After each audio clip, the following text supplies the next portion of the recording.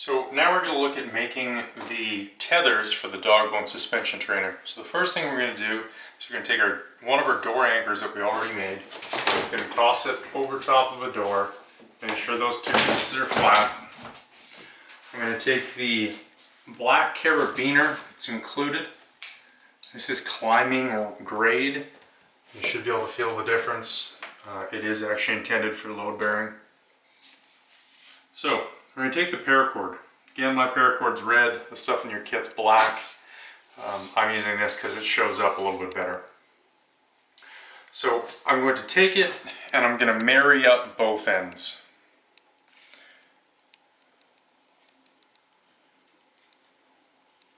And then I'm going to do the exact same type of knot that I did in the webbing, just a basic stop knot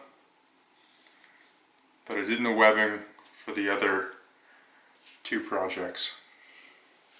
So once we have basically a continuous loop, I'm going to go through, I'm going to come down, I'm going to center it. Okay. So I'm going to find out roughly where my center is. I'm going to go down about 6 or 8 inches.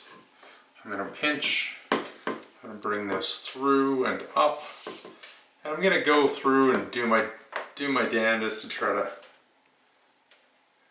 get this about where that was. And if you're fussy, you want this to look clean, try to keep your lines running parallel and you get a little bit nicer looking knots.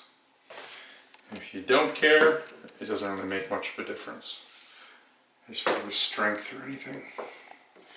So I go through, I find where I am on the other side, and I'm going to do my best to try to get these placed evenly.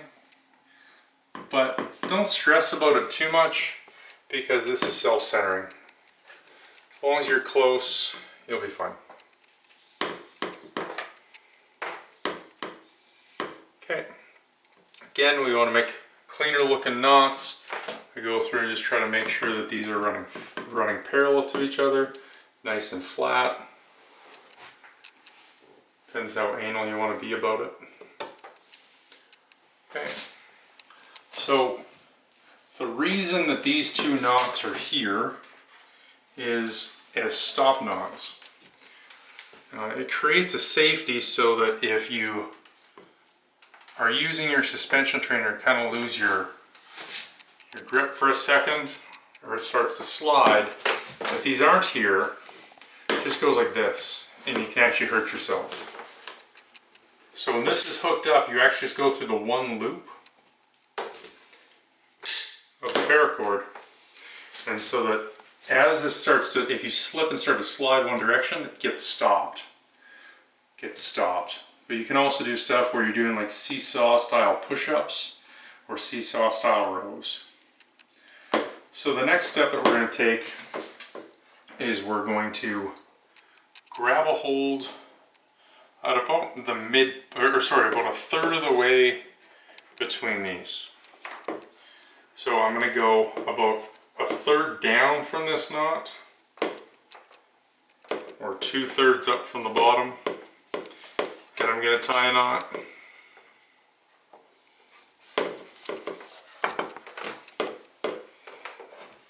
And again, this is all just getting close.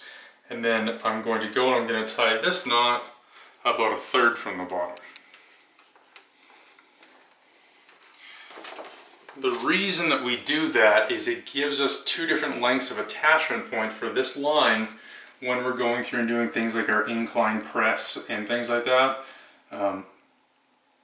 Because we need to attach it and we need a standoff distance. So it lets you change your angle a little bit.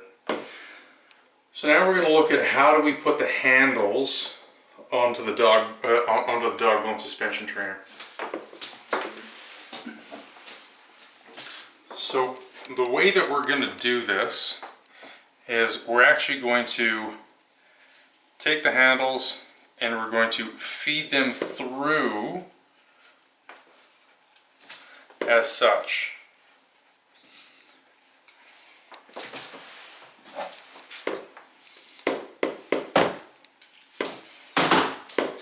So we take it and we feed it through the loop in the paracord and then we just pass this back through it.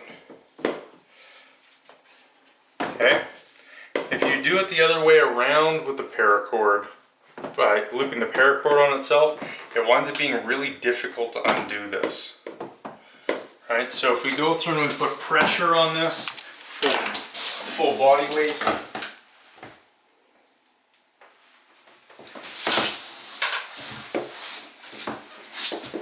it holds.